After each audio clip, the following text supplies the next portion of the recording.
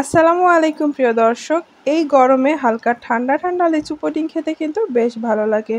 আর আজকে আমি লিচু দিয়ে পুডিং তৈরি করে দেখাবো খুব সহজ এবং সিম্পলভাবে। রেসিপিটি পুরোটা দেখে নিলে যে কেউ এই রেসিপিটি সহজেই তৈরি করে ফেলতে পারবেন। তো চলুন পুরো রেসিপি দেখে নেওয়া যাক। যদি একটু ভালো লেগে থাকে অবশ্যই লাইক, কমেন্ট, শেয়ার করে চ্যানেলটি সাবস্ক্রাইব করে রাখতে ভুলবেন না। তো বাজার থেকে লিচু কিনে আনা হয়েছিল, তো যেদিন কিনেছে সেদিন পুডিং তৈরি করতে আর সময় পাইনি, তাই আমি লিচুগুলোকে একটু খুলে নিয়ে নর্মাল ফ্রিজে রেখেছিলাম বক্সে করে। তো ২-৩ দিন পরে তৈরি করে দেখাচ্ছি।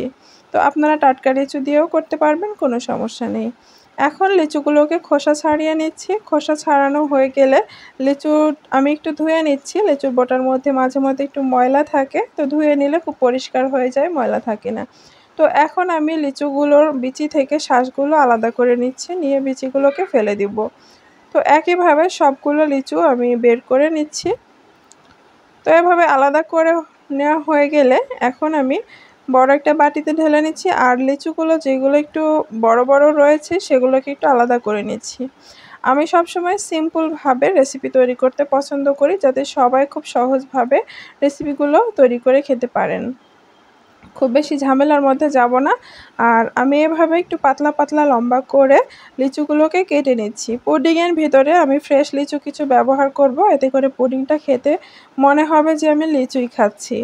অনেকটা মজা লাগে। অনেকে অনেকভাবে লিচুর পুডিং তৈরি করেন, আলাদাভাবে এগুলো দিয়ে জেলো তৈরি করে তারপর পুডিং তৈরি করেন। তো আমি এত ঝামেলার মধ্যে যাব না। এইভাবে কেটে নিচ্ছি। কেটে নেওয়া হয়ে গেলে যে বাটিতে আমি পুডিংটা সেট করব, সেই বাটির মধ্যে এই লিচুর পিসগুলোকে নিয়ে নিচ্ছি। নিয়ে নেওয়া হয়ে গেলে এখন চলে যাব পরবর্তী প্রসেসে। তো একটা ব্লেন্ডার নিয়ে নিচ্ছি, আর ব্লেন্ডারের ভিতরে বাকি সব লিচুগুলো নিয়ে নিচ্ছি। আর এখানে দিয়ে দিব 1/2 কাপের মতো পানি। তো অল্প একটু পানি দেওয়ার পরে এখানে 1/4 কাপ পরিমাণ চিনি দিয়ে দিচ্ছি। চিনিটা আপনারা স্বাদ অনুযায়ী ব্যবহার করবেন। তো আপনারা একটু কমও ব্যবহার করতে পারেন। চিনিটা দেওয়ার পরে আমি সুন্দর মতো ব্লেন্ড করে লিচুর পিউরি তৈরি করে নিচ্ছি। ব্লেন্ড করা হয়ে গেলে যে পাত্রে আমি এই লিকুইডটাকে জাল করব, সেই পাত্রটা নিয়ে নিচ্ছি। আর এখানে একটা স্ট্রেনার বা ছাঁকনা দিয়ে এই পিউরিগুলোকে ছেঁকে বের করে নিব, আর লিচুর কিছুটা আঁশ থাকবে সেগুলোকে ফেলে দিব। তো একইভাবে সবগুলো লিচুর পিউরি আমি বের করে নিচ্ছি। এগুলো লিচুর ভিতরে থাকলে কিন্তু খেতে ভালো লাগবে না পুডিংটা, তাই আমি এগুলো বের করে ফেলে দিচ্ছি। তো বের করে ফেলে দেওয়ার পরে এখানে আমি আরও কিছুটা পানি ব্যবহার করছি। তো মোট এখানে লিকুইড রয়েছে প্রায় 1.5 কাপের মতো। তো 1.5 কাপ পানির জন্য এখানে আমি আগার আগার পাউডার নিয়ে নিব প্রায় 1.25 চা চামচের মতো, বা 1 চা চামচের সামান্য একটু কম 1.5 কাপ পানিতে দিলে খুব ভালো হয়। তো 2 কাপ পানির ক্ষেত্রে আপনারা 1 চা চামচ ব্যবহার করবেন। আর এই পুডিংটা খুব বেশি হার্ড করা যাবে না, বেশি আগার আগার ব্যবহার করলে পুডিংটা হার্ড হয়ে যাবে, যেটা খেতে ভালো লাগে না। একটু নরম নরম জেলো জেলো থাকলেই কিন্তু এই পুডিংটা খেতে ভালো লাগে। তো খুব ভালোভাবে মিশিয়ে নিতে হবে যেন কোনো দলা না থাকে। তো হাত দিয়ে একটু চেক করে নিলাম। এখন চুলায় বসিয়ে দিয়ে অনবরত নাড়াচাড়া করতে থাকবো।